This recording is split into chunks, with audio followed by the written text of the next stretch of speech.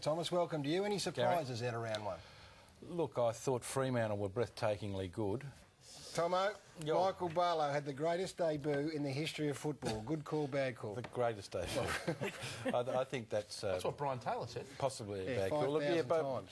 I think BT was quite captivated by his performance, as we all were. It was an ultra-impressive performance, and I think we're going to see a few more guys, 20, 21, 22, being selected out of that VFL competition. Well, that's all thanks to Home Timber and Hardware, your proper hardware store. This is Michael Barlow, and we were told numerous times during the night that he was on debut from Assumption College. But it was a great story.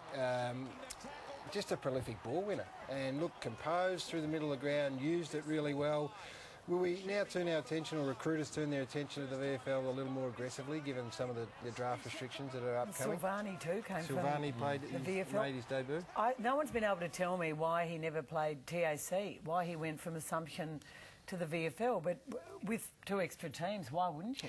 Well, that's Simon Atkins, who was his coach last year, had this to say today on the gun at recruit.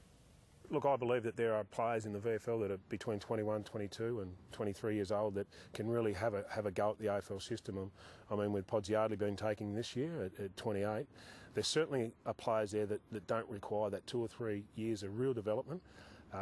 For maybe a quick fix or for a 2 or 3 year career, there's players certainly now in the VFL. How many there are, I know there's a few at our club that I hopefully this year get another look in as Mick did, but I firmly believe that there are players at every club that could play at an AFL level.